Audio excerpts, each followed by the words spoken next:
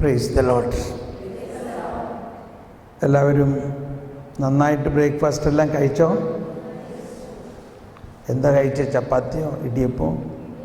Idiyappam. Okay. ആ ഇടിയപ്പം എങ്ങനെ ഉണ്ടാക്കിയത്?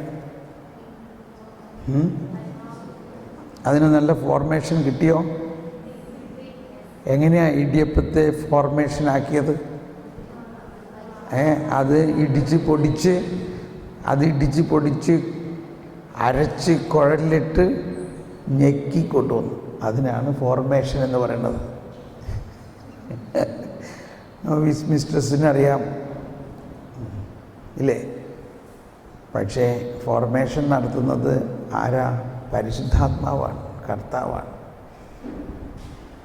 അപ്പോൾ നിങ്ങളെ കുഞ്ഞു സിസ്റ്റർമാർക്ക്, പ്രത്യേകിച്ച് കമ്മൻസിക്ക് വന്നേക്കണവർ, ഇത്രയും വലിയ സദസ്സിലിരിക്കാൻ ഭാഗ്യം കിട്ടിയത് വലിയ ഭാഗ്യമാണ് കേട്ടോ നിങ്ങൾ, ഇല്ലേ? കമ്മൻസി സമയത്ത് ഇതുപോലൊരു ധ്യാനം കൂടാൻ നിങ്ങൾക്ക് കിട്ടിയിട്ടുണ്ടെങ്കിൽ അതോടെ നിങ്ങൾ ഇവിടെ തന്നെ ആവും. നമുക്ക് ഇന്നത്തെ ധ്യാനത്തിൻ്റെ കൂടുതൽ ആഴമായ അനുഭവങ്ങളിലേക്ക് പ്രവേശിക്കാൻ പോവുകയാണ്. നമ്മൾ ആരംഭത്തിൽ സകല വിശുദ്ധന്മാരുടെയും മധ്യസ്ഥം പ്രാർത്ഥിച്ചുകൊണ്ടുള്ള ഒരു ലുത്തിനിയ പാടി പ്രാർത്ഥിക്കാൻ പോവുകയാണ്. നമ്മുടെ ഈ ധ്യാനത്തിൻ്റെ പ്രധാന അനുഭവം ഒരു രൂപാന്തരീകരണമാണ്, ഒരു ഫോർമേഷനാണ്, ഒരു പുതിയ സൃഷ്ടിയാവുക എന്നതാണ്, മാനസാന്തരമാണ്. 5 ദിവസം കഴിയുമ്പോഴേക്കും നിങ്ങളെല്ലാവരും ഇടിയപ്പം പോലെ പുതിയ സൃഷ്ടിയാകും. എന്തുപോലെയാകും? ഇടിയപ്പം പോലെയാകും. മനസ്സിലായോ? വയലിൽ കിടന്നിരുന്ന ആ നെല്ലിനെ പൊളിച്ച് അതിൽ നിന്നും അരിയെടുത്ത് ആ അരിയെ ഇടിച്ച് പൊടിച്ച് അരച്ച് ഇടിയപ്പം ഉണ്ടാക്കിയ പോലെ നമ്മൾ ഓരോരുത്തരെയും രൂപാന്തരപ്പെടുത്തും. നല്ലൊരു ഇതാണ്. ഈശോ പറയാറുള്ള എല്ലാ വലിയ ഉപമകളെ ഈശോ വളരെ ചെറിയ കാര്യങ്ങളിലൂടെ അവതരിപ്പിക്കാറുള്ളത്. അതെല്ലാം അടുക്കള കാര്യങ്ങളാണെന്ന് പറയാം. അടുക്കള കാര്യങ്ങൾ. എന്താ അടുക്കള കാര്യം? ഈശോ പറഞ്ഞു, ഉപ്പ് ഇല്ലേ, കടുകുമണി, പുളിപ്പ്. ഇത് മൂന്നും മനസ്സിലാക്കിയാൽ മതി, നമ്മുടെ ജീവിതം രൂപാന്തരപ്പെടും. എന്താണ് ഉപ്പ്? എന്താണ് പുളിപ്പ്? കടുകുമണി, എണ്ണ, വിളക്ക്, വെള്ളം, ഇതെല്ലാം പാത്രം. ഇതൊക്കെ ഈശോയുടെ ഉപമകളിലെ പ്രധാന സബ്ജക്റ്റുകളാണ്. ഇപ്പം നമ്മൾ ഒരു പുതിയ സബ്ജക്റ്റ് കൊണ്ടുവന്നിരിക്കുകയാണ്. എന്താണ്? ഇടിയപ്പം. അന്ന് ഇസ്രായേലിൽ ഇടിയപ്പം അവരുണ്ടാക്കിയിരുന്നെങ്കിൽ കർത്താവ് അത് തന്നെ ഒരു ഉദാഹരണമായിട്ട് എടുത്തേനെ. ദൈവരാജ്യം ഇടിയപ്പം പോലെയാണ്. ഓക്കെ. അപ്പം അങ്ങനെ ഇടിയപ്പമായി മാറിയ വിശുദ്ധരുടെ ജീവിതമാണ്. അവരുടെ ജീവിതത്തെ രൂപാന്തരീകരിക്കപ്പെട്ടു. നമ്മുടെ ഇതൊരു ഫ്രാൻസിസ്കൻ സഭയാണ്. അതുകൊണ്ട് ഇവിടുത്തെ ആദ്യത്തെ പ്രധാന വിശുദ്ധൻ ആരെയാണ് നമ്മൾ മനസ്സിലാക്കേണ്ടത്? വിശുദ്ധ ഫ്രാൻസിസ്.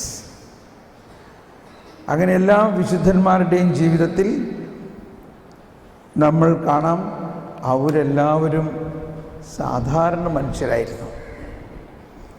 എന്നാൽ അവരിലേക്ക് ദൈവത്തിൻ്റെ അത്ഭുതകരമായ ശക്തി കടന്നു വന്ന് അവരെ രൂപാന്തരീകരിച്ചു. അവർ ദൈവരാജ്യത്തിന് വേണ്ടി വിശ്വാസത്തെ പ്രതി പോരാടി. ഒരുപാട് രക്തസാക്ഷികൾ വിശ്വാസത്തെ പ്രതി. ഒരുപാട് പണ്ഡിതന്മാർ വിശ്വാസത്തിൻ്റെ ജ്ഞാനം പകരുന്നു. ഒരുപാട് പ്രത്യേക ക്യാരിസമുള്ള വിശുദ്ധന്മാർ ഈ ഫ്രാൻസിസ്കൻ സഭയിൽ തന്നെയായിരുന്നു. വിശുദ്ധ കുപ്പർട്ടീനോ, പറക്കുന്ന വിശുദ്ധൻ. അങ്ങനെ ഈ വിശുദ്ധരിലെല്ലാം പ്രവർത്തിച്ച അതേ പരിശുദ്ധാത്മാവ് തന്നെയാണ് നമ്മളിലും പ്രവർത്തിക്കുന്നത്. എന്തുകൊണ്ടാണ് അവർക്ക് അത്രയ്ക്ക് വലിയ സിദ്ധികൾ, അത്രയ്ക്ക് വലിയ കാര്യങ്ങൾ ചെയ്യാൻ സാധിച്ചത്? അവർക്ക് അത്രയ്ക്ക് വലിയ കാര്യങ്ങൾ ചെയ്യാൻ സാധിച്ചത് അവർ യേശുവിന് വേണ്ടി തൻ്റെ ജീവിതം അങ്ങ് വിട്ടുകൊടുത്തേ ഉള്ളൂ. അവരൊന്നും ചെയ്തില്ല. അവർ ഒന്നും ചെയ്തില്ല. ചെയ്തതെല്ലാം ആരാണ്? ഈശോ ആണ്, പരിശുദ്ധാത്മാവാണ്.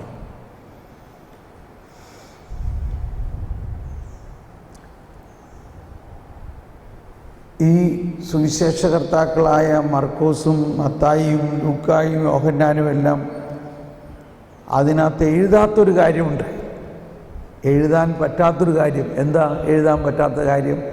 അവരെങ്ങനെ രക്തസാക്ഷിയായി എന്നുള്ളത്. അതവർക്ക് എഴുതാൻ പറ്റുമോ?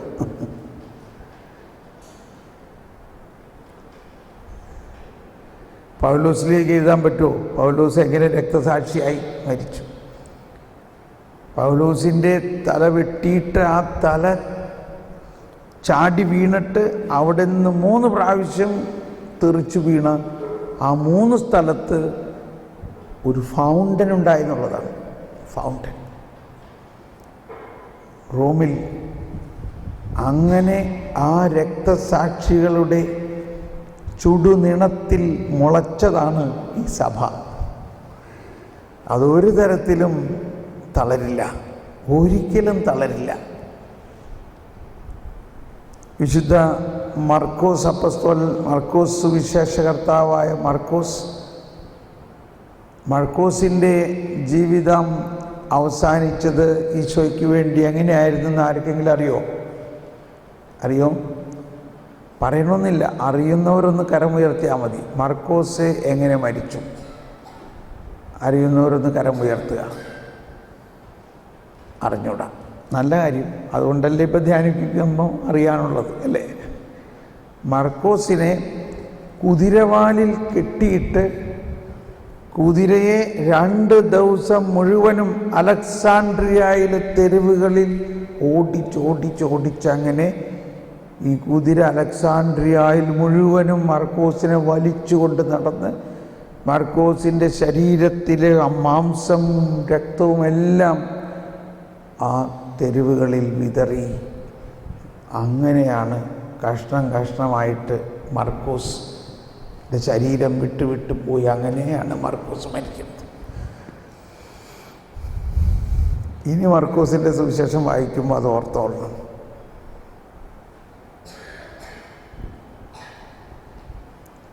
നഥാനിയേലിൻ്റെ, ബർത്തലോമിയോ എന്നറിയപ്പെടുന്ന നഥാനിയേലിൻ്റെ തൊലി ഉലിഞ്ഞ് മാറ്റി നഥാനിയേലിനെ തിളയ്ക്കുന്ന എണ്ണയിൽ മുക്കി. അതെല്ലാം വിശ്വാസത്തെ പ്രതിയാണ്.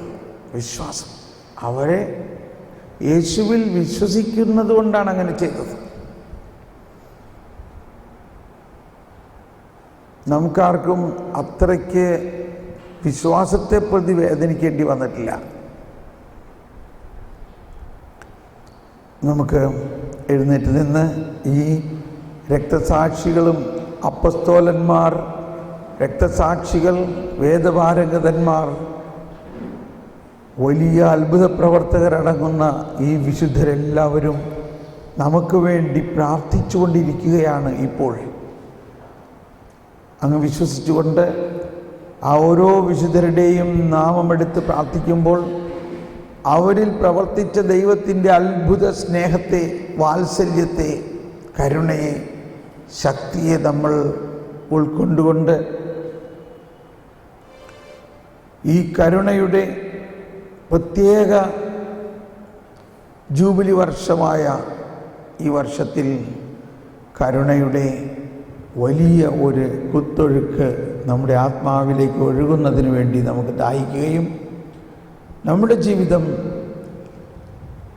അവർ യേശുവിന് സമർപ്പിച്ച പോലെ നമുക്കും നമ്മുടെ ജീവിതം യേശുവിന് സമർപ്പിച്ചുകൊണ്ട് നമുക്ക് ഈ ലുത്തിനിയ പാടി ആത്മാർത്ഥമായി പ്രാർത്ഥിക്കാം.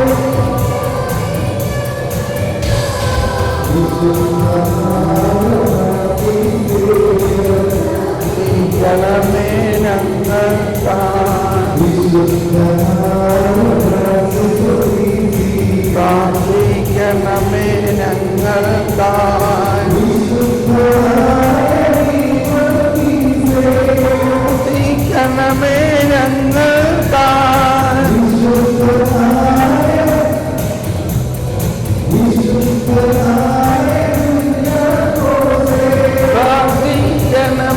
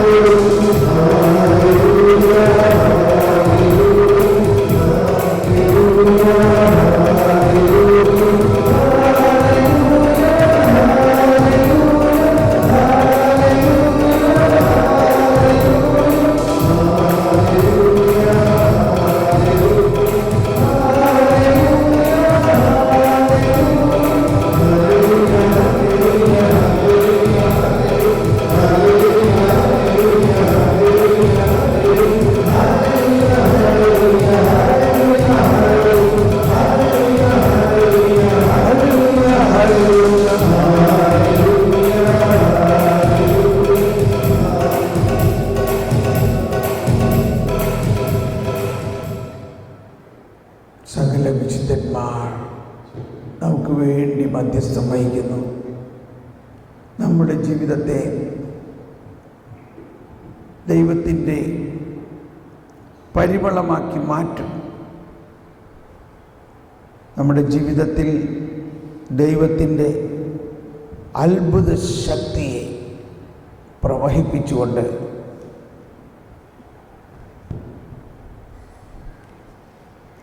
ദൈവത്തിൻ്റെ അത്ഭുത ശക്തി, ദൈവത്തിൻ്റെ ആത്മദാനം ദൈവം തന്നെയായ പരിശുദ്ധാത്മാവാണ്. പരിശുദ്ധാത്മാവ് ആരാണ്? കർത്താവും ജീവദാതാവുമാണ്. എന്നെല്ലാവരും പറഞ്ഞ്, കർത്താവും ജീവദാതാവും. അങ്ങനെ നമ്മുടെ ജീവിതത്തിൽ കർത്താവും ജീവദാതാവും നമ്മുടെ എല്ലാ കാര്യങ്ങളും ചെയ്യുന്ന ഒരു സഹായകനാണ്.